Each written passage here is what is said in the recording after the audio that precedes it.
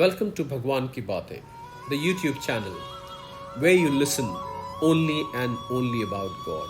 In the ongoing series, we've been talking about incidents from the lives of great saints. In the previous capsule, we had a one capsule story, a brief incident from the life of King Satvik. Let's now listen to the story of great Karmabai. So she was a Brahmin woman by the name Karmabai, whose mind was ever at the feet of Hari. While she was with child, her husband died. She mourned bitterly. She was in great distress, and at the end of 9 months, a son was born to her. She exclaimed, "O God Supreme Jagannath, let this bhakt of yours live." The son grew from day to day. Then she had him married. When his wife became with child, Karmabai was greatly pleased. Just when a grandson was born, however, her son died. She mourned for him day and night, but she controlled her mind and said, "If this child but lives, he will be of use to me." Karmabai took special care of him day and night. She never neglected her grandson, even when she was sitting, or when she was lying down, or when she was eating. Many days passed in this way, but the god of death took away the child, and Karmabai's heart felt no peace anywhere.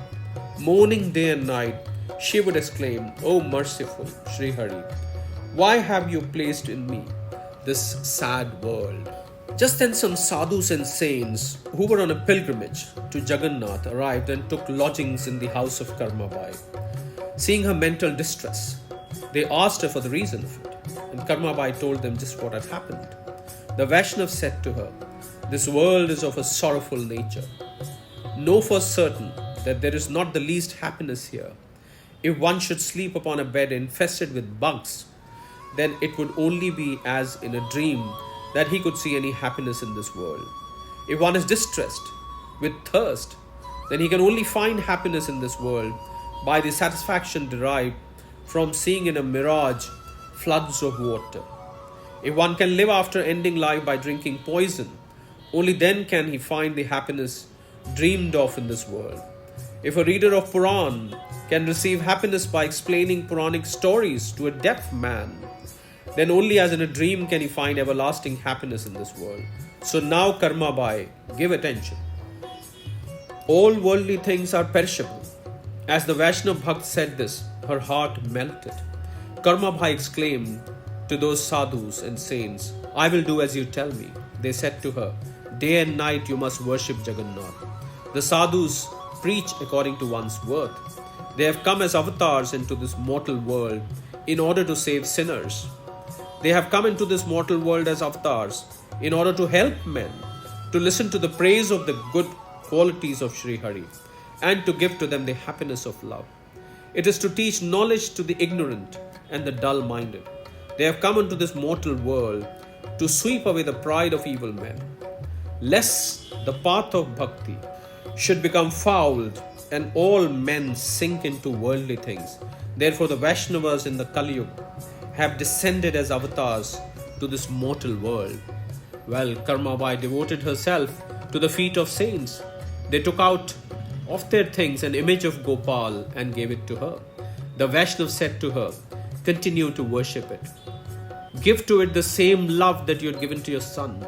Saying this, the sadhus went to live at the sacred bathing places. Karmabai's heart felt great joy.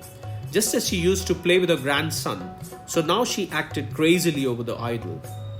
The moment she saw it, she would take away from it the effect of an evil eye and caress it in her love.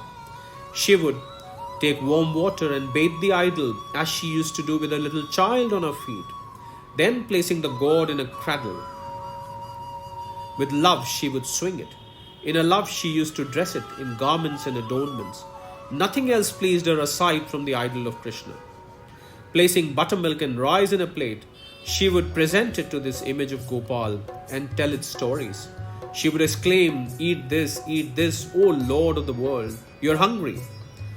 Seeing her feelings of devotion, Hari began to eat at her house. Just then a Brahmin who had maintained a perpetual fire came to lodge there. She had arisen early one morning and was feeding the god. The Brahmin asked her in reference to it, and she told him her story. The Brahmin said to her, "Listen to my words, Karmabai. Give attention, perform your bath, and then worship Sri Krishna. If you make your food offerings to God in unclean clothes, He will not pay respect to them." Hearing what he said, she replied, "I will do as you say." The next morning, arising early, she cleaned the floor and the yard, and then she brought holy water and prepared to cook. In performing her domestic affairs, she was delayed, and therefore Jagannath became hungry. Privately, he went into the dream of the priest and told him what had happened. At the house of Karmabai, a very orthodox Brahmin was staying. He placed a doubt in her mind and then hastened on his way. He advised her to observe a very strict cleanliness, and the offering to food is therefore delayed. Go to her at once and inform her.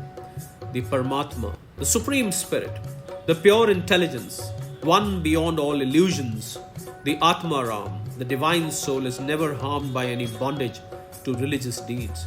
Although a doer, he is still a non-doer, and yet the witnesser of hearts of all creatures. He who, for the sake of his bhakt, has become an avatar, can never be harmed by any bondage to religious deeds. The pervader of the universe, the life of the world, in preaching knowledge of divine things, can never be harmed by any bondage to religious rites. The priest went and gave information to Karmabai. She then brought the offering, and Hari, in the presence of all, ate from her hand. Cries of victory, victory followed the clapping of hands. All the assembly of bhakts rejoiced. All the holy Brahmins were astonished. They exclaimed, "Where the sacrifices and the yoga practices are, there Sri Hari does not come. But he is eating here from the hand of Karmabai. This indeed is a novel sight. He whom Brahmadev and other gods and Shiva continually contemplate in their hearts, he eats from the hand of Karmabai. This is novel indeed. He whom the various forms of yoga and various opinions continually search for, he eats from the hand of Karmabai. It is novel indeed." One said, "Even Brahmadev is unable to describe the power of a bhakt." All the people then worship the feet of Karmabai. Even today at the sacred place of Jagannath, the god Jagannath gives evidence of this. After the food of Karmabai arrives, then the offerings are presented. With these words, we end this incident from the story of the great Bhakt Karmabai, with the promise to be back with you with more stories. Until then, goodbye, good luck, and Sadar Pranam.